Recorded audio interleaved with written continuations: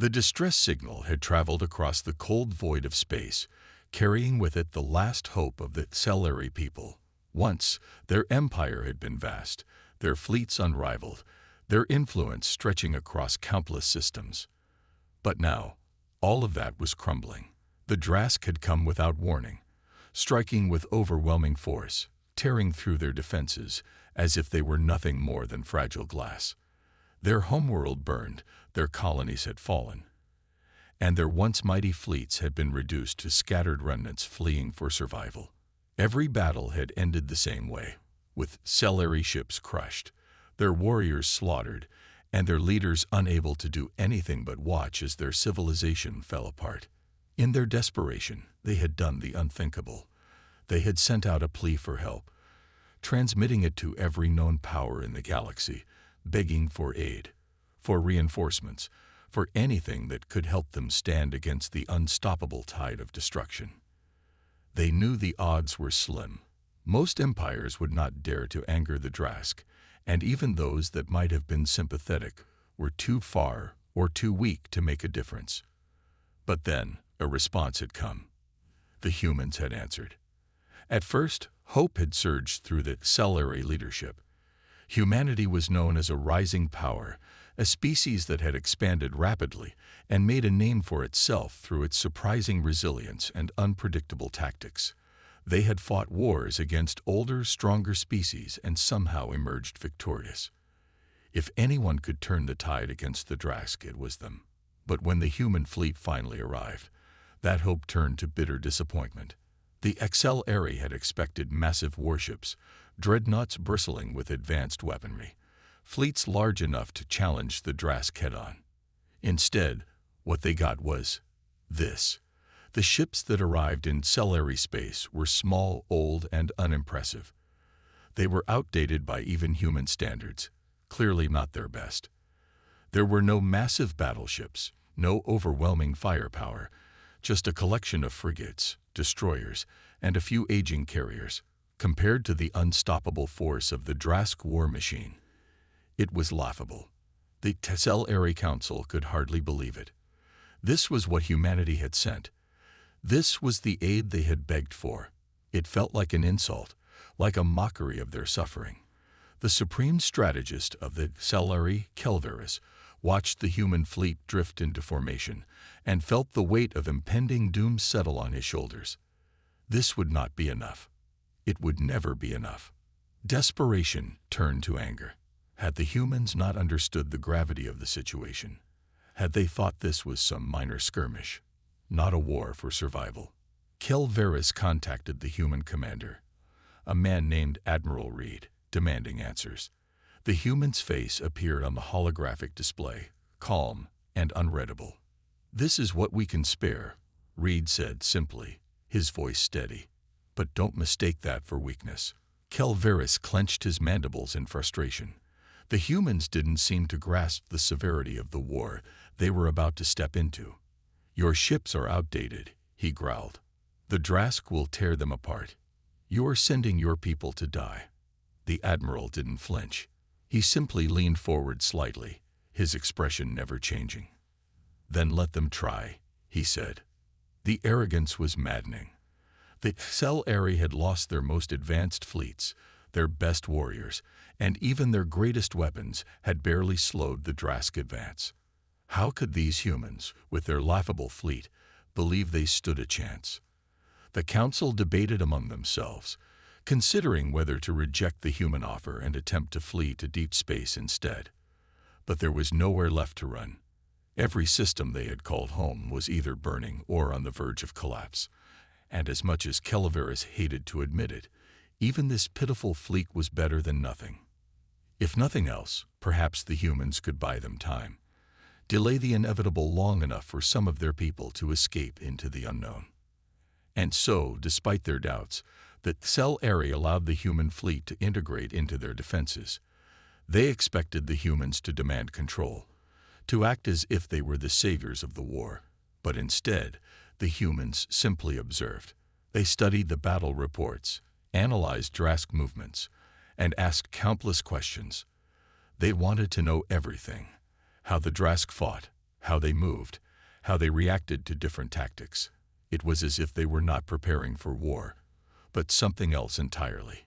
It made the Celery nervous. What could this tiny, outdated fleet possibly do that their own mighty forces had failed to accomplish? Then the first battle came. A Drask fleet, larger than anything the humans had ever faced before, emerged from hyperspace, ready to deliver the final blow to the broken remnants of the Celery. The Celery braced for another crushing defeat, but the humans did something unexpected. Instead of forming a defensive line, instead of trying to hold their ground like the Celery always had, the human fleet scattered. Their ships moved in strange, unpredictable patterns, slipping between Drask formations, disrupting their lines, breaking their cohesion. It was chaos, and yet, somehow, it worked. Drask ships found themselves isolated, cut off from support, unable to focus their overwhelming firepower. The humans didn't fight like the Celery. They didn't engage in honorable duels or calculated formations. They fought like predators, striking from the shadows, baiting their enemies into traps, attacking from angles the Drask had never expected. For the first time since the war began, the Drask faltered. It wasn't a decisive victory, far from it. But the humans had done something that Celery had failed to do. They had made the Drask retreat, and as the enemy fleet vanished back into the void, Kelveris watched in stunned silence, realizing for the first time that perhaps, just perhaps, humanity's weakest fleet was not weak at all. The Drask were confused. They had crushed empires before, reduced proud civilizations to dust, and annihilated countless fleets that stood in their way. They were used to enemies fighting back with desperation, throwing everything they had into direct battles, hoping to overpower them through sheer numbers or advanced technology. It had never worked. The Drask were stronger, more brutal, and relentless in their conquests. When they had begun their war against the Celery, they had expected the same results, and for a time, that expectation had held true. The Celery had fought bravely, but bravery had not saved them. Their fleets had been shattered, their defenses burned, and their warriors slaughtered. Victory had seemed inevitable, until the humans arrived. At first, the Drask had barely noticed them, a small, outdated fleet, hardly worth their attention. But then, things had started to change. The war was no longer following the pattern they had grown used to. Battles that should have been simple, overwhelming victories were turning into costly, frustrating engagements. Their supply lines were disrupted, their communications jammed, their forces scattered. It was as if the humans were not trying to win battles, only to make sure the Drask never had a chance to fight them properly in the first place. Kelveris watched the chaos unfold with growing disbelief. The Celery had fought the Drask in the only way they had ever known: direct engagements, strategic formations, and calculated maneuvers. They had played by the rules of war. The humans did not. They did not hold the line. They did not form massive defensive fleets or prepare for glorious last stands. Instead, they struck in ways the Drask had never faced before. Human ships would appear out of nowhere, striking at supply convoys before vanishing into the void. Drask reinforcements would arrive at battle zones only to find empty space, their enemies already gone. Entire fleets were thrown into confusion as their weapon systems failed, their targeting sensors jammed, their encrypted communications somehow intercepted and used against them. The humans were ghosts, appearing and disappearing at will, never giving the Drask the direct confrontation they wanted. It was warfare unlike anything the Celery had seen before. The Drask, for all their brutality, were not fools. They adapted, adjusting their tactics, sending out scout ships to hunt down the human fleet, setting traps of their own. But it didn't matter. The humans always seemed to be one step ahead. They had studied the Drask, learned how they moved, how they thought. They predicted their next moves before they even made them. Every attempt to counter the humans only led to further frustration. When the Drask deployed more warships to protect their supply lines, The humans shifted their focus to their command structures, assassinating key officers and leaving fleets leaderless. When the Drask tried to overwhelm the human fleet with sheer numbers, the humans baited them into nebulae filled with electromagnetic storms, where their advanced sensors became useless, and then picked them apart like hunters toying with prey. The Drask began to hesitate. They had never hesitated before. Kelveris saw the change in the war and felt something he had not felt in a long time: hope. The XLR had always thought of war as a matter of strength, of firepower and numbers. They had always believed that superior fleets would always decide the outcome. But the humans had shown them something different. This war was not about who had the strongest weapons. It was about who could use what they had in the most unpredictable way. And humanity, for all its seemingly outdated ships, was proving to be the most unpredictable force the galaxy had ever seen. The Drask were mighty warriors, but they were used to fighting like warriors. The humans fought like something else entirely. They fought like survivors, like predators who had learned how to turn every weakness into a weapon. Then the impossible happened. A Drask fleet, one of their largest, abandoned its mission and retreated before a battle had even begun. It had been positioned to strike at a key XLR outpost, a place the Drask had already weakened and should have been able to destroy with ease. But they had intercepted human transmissions, messages deliberately leaked, suggesting that the humans had laid a devastating trap. There was no proof, no direct evidence, but the Drask commander had chosen not to take the risk. For the first time, fear had entered their minds. And once fear takes root, it spreads. More fleets began second-guessing their own offensives. More ships delayed their attacks, waiting for reinforcements that never arrived. The war was shifting. The Drask had come expecting an easy victory. Instead, they had found themselves caught in a conflict they did not understand, against an enemy that refused to fight on their terms. Kelveris turned to Admiral Reed, watching the human commander with new eyes. He had doubted them before, had been angry that humanity had not sent a more powerful fleet. But now he understood. It had never been about the size of the fleet. It had never been about having the biggest guns or the strongest ships. It was about the mind behind them, the strategy, the ability to turn an unwinnable battle into a war of attrition where the enemy slowly collapsed under its own weight. Reed had never intended to fight the Drask head-on. He had known from the beginning that the humans could not match them in brute strength. So he had done something far more effective. He had made the Drask fight themselves. He had turned their greatest strengths into weaknesses, made them doubt their own tactics, made them hesitate. And in war, hesitation was death. The XLR had spent years watching their empire fall apart, believing that nothing could stop the Drask, that no force in the galaxy could stand against their overwhelming power. But now, for the first time, they saw a different future, a future where the Drask were not invincible, a future where the XLR might still have a chance to survive, not because they were stronger, not because they had superior fleets, but because they had learned from the humans. The war was not over. The Drask were still a terrifying force, still a vast empire with endless resources and brutal warriors, but they were no longer an unstoppable force, and that, more than anything else, changed everything. When the desperate call for help reached the United Terran Command, expectations were low. The XLR, once a proud species, were on the verge of extinction. Their fleets had been crushed, their planets occupied, and their warriors slaughtered. The enemy, the Drask, brutal conquerors who had never been defeated. The XLR had begged for aid, hoping that humanity's formidable warships would turn the tide. Instead, the humans sent their weakest fleet. At least, that's what everyone believed. The fleet was old, its ships smaller and outdated compared to the terrifying armadas of the Drask.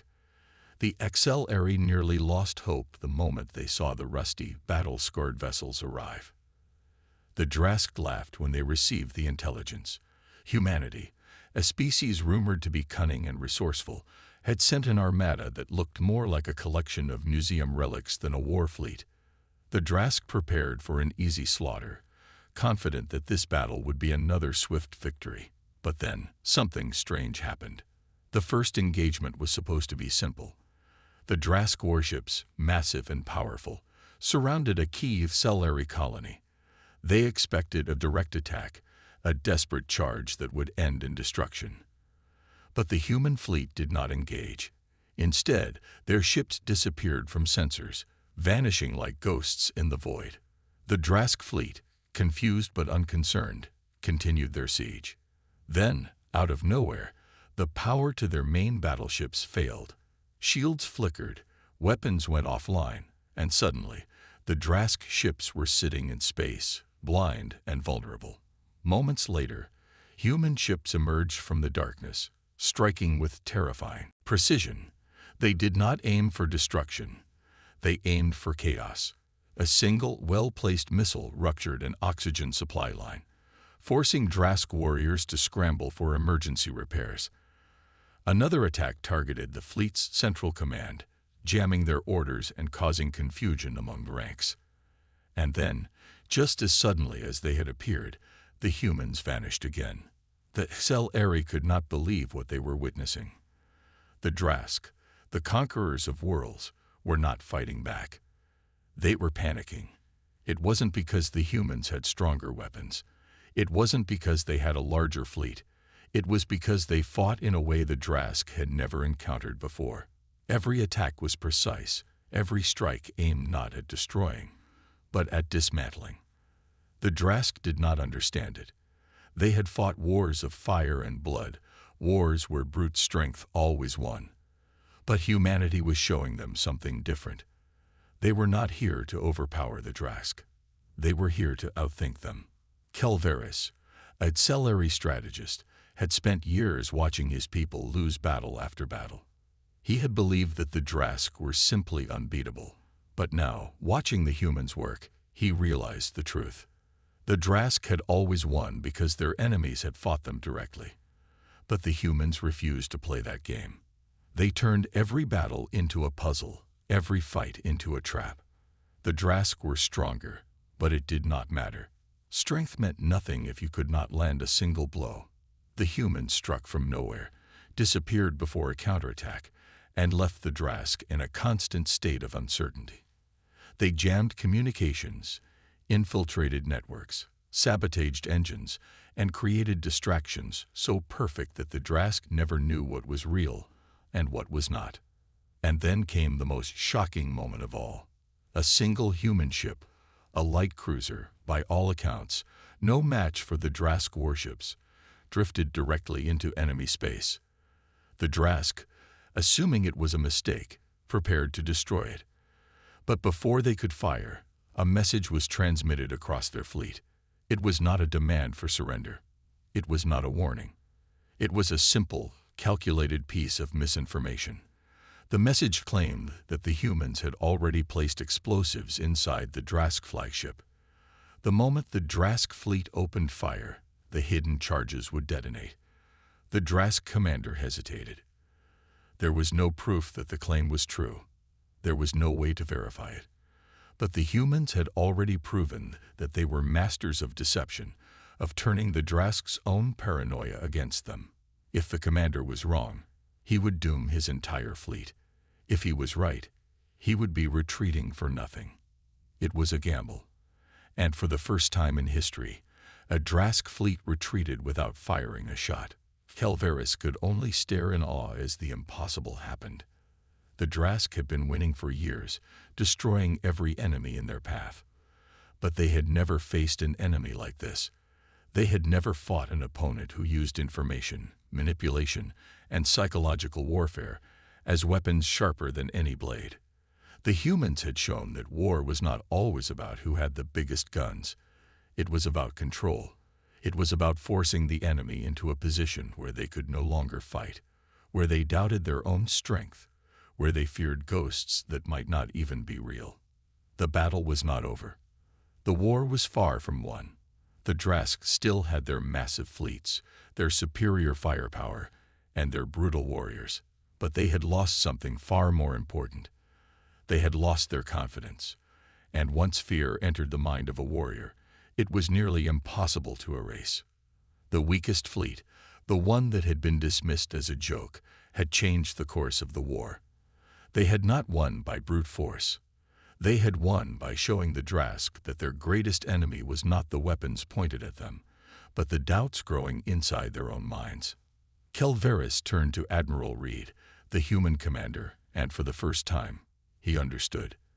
The humans had not sent their weakest fleet because they had no choice. They had sent it because it was the deadliest weapon they had.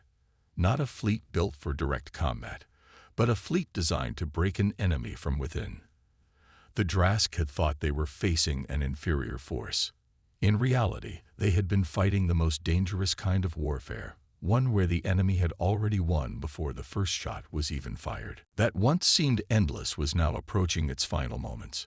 The mighty Drask, who had ruled the stars with brutality and fear, now stood on the edge of their own destruction.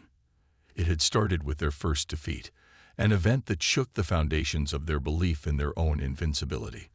The humans had not fought with overwhelming firepower. They had not crushed the Drask with superior numbers. Instead, they had broken them with a war unlike anything seen before. The Drask had been forced to retreat, their pride shattered, their confidence destroyed. But even then, they believed they could recover. Even then, they thought they could regroup and return with greater force. They were wrong. As the remnants of their once mighty fleets retreated to their core worlds, they discovered that the war had already followed them home.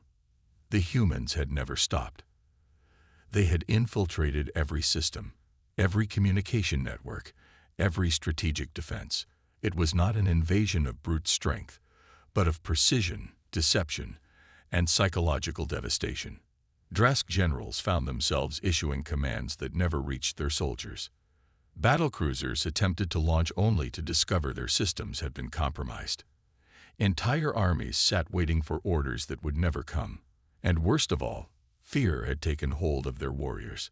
The Drask had been bred for war, conditioned from birth to be the perfect soldiers, but they had never faced an enemy that made them doubt, that made them second-guess their own strength. The humans had turned the Drask's greatest weapon, their absolute confidence, into their greatest weakness. Across the war-torn sectors of Drask space, human fleets moved like shadows. They did not attack in full force. They did not engage in open battle unless absolutely necessary. Instead, they targeted supply lines, command centers, fuel depots, and planetary defense systems. Every strike was surgical, every maneuver calculated to weaken the Drask without exposing the human forces to direct retaliation. The Drask were left grasping at ghosts, chasing enemies that were always one step ahead. Their fleets dwindled, their armies fractured, and their will to fight eroded. The Drask were warriors, but they were not strategists. They had relied on strength alone for so long that they had never learned how to fight without it. And now, stripped of their overwhelming power, they had no answer to the war humanity had brought to them. On Drask Prime, the heart of their empire, Supreme Warlord Korak stood in the war chamber, staring at a holomap filled with nothing but chaos. Reports of sabotage, mutiny, and entire fleets going silent flooded in. It made no sense. The Drask had fought countless wars, conquered thousands of worlds, annihilated civilizations without mercy. They had faced enemies with superior technology, greater numbers, and still emerged victorious. But the humans, they were different. They were not just warriors.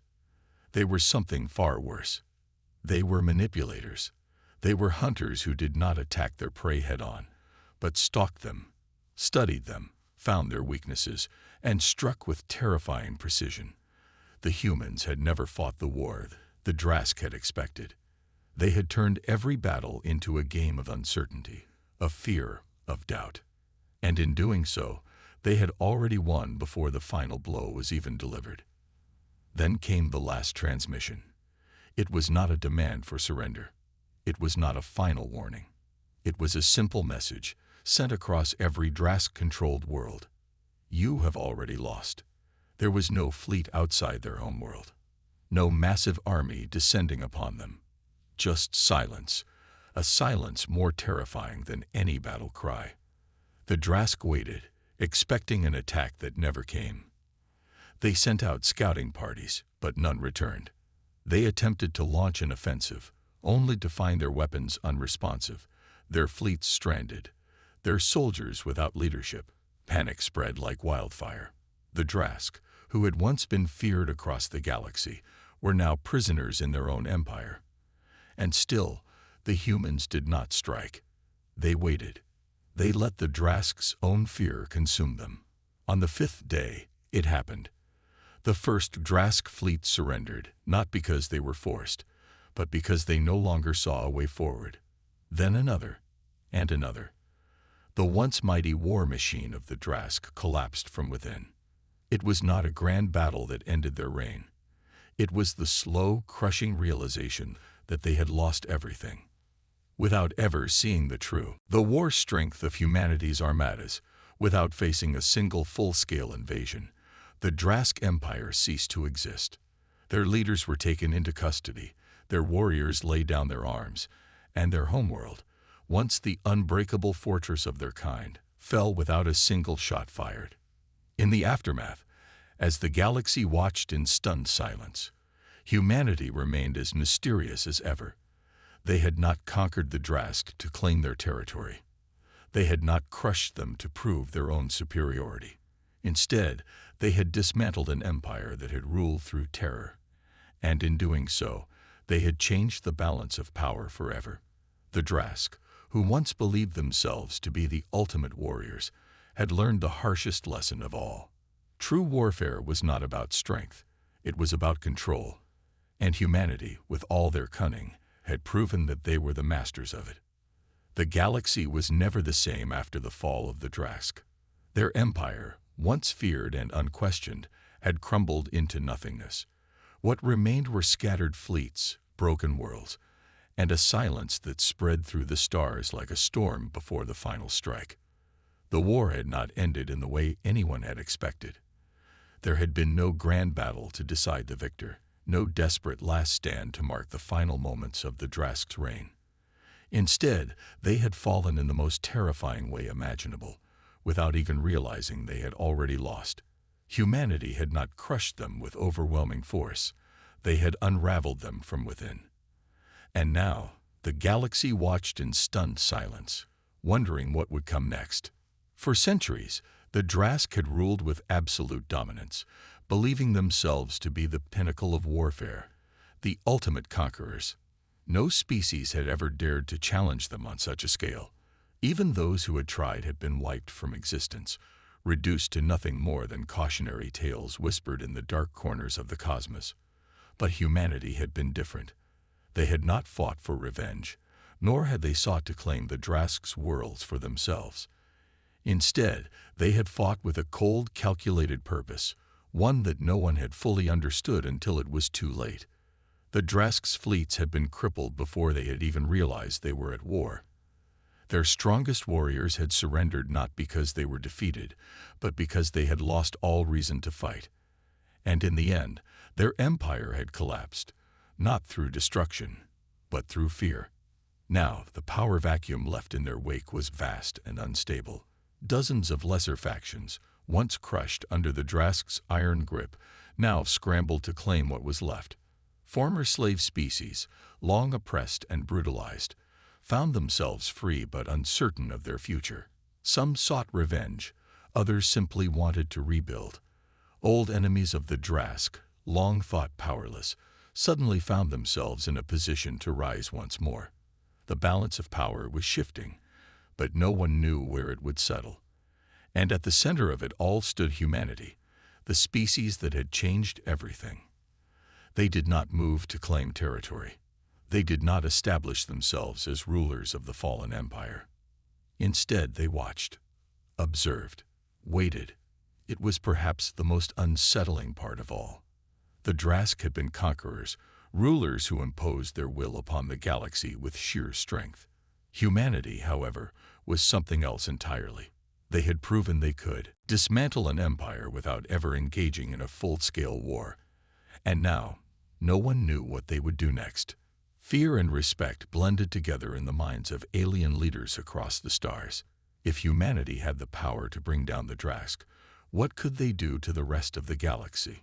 On former Drask worlds, human fleets moved carefully, restoring order where chaos had begun to spread. They offered aid to those who sought it, helped rebuild shattered infrastructures, and ensured that no faction rose too quickly to claim absolute power. Yet, even in their mercy, their presence was a reminder of what they had done. The galaxy had learned a lesson it would never forget. War was not about strength alone. It was about knowledge, control, and the ability to strike where the enemy was weakest. The Drask had been warriors, but humanity had been something far deadlier, tacticians, and that made them the most dangerous force in the known universe. As time passed, alliances shifted, and new governments formed in the ruins of the Drask's fallen empire. Some species sought to align themselves with humanity, believing that cooperation was the only way to ensure their survival. Others feared them, whispering warnings of a power that had yet to show its true purpose. But no matter how they reacted, one truth remained unshaken. The galaxy had changed, and there was no turning back. Humanity had rewritten the rules of war, and in doing so, they had shaped the future of every species that called the stars their home. Some believed the humans had saved the galaxy from tyranny. Others feared they had simply replaced one terror with another, a more subtle and insidious form of control. The truth, however, was far more complex. Humanity had not sought to rule. They had not fought for power or dominance. They had fought to prove a point, to show that no empire, no matter how strong, could stand forever if it refused to evolve. And in doing so, they had ensured that no species would ever look at war the same way again. The Drask had fallen. The galaxy had changed. And in the silence that followed, the stars whispered a single question: what would humanity do next?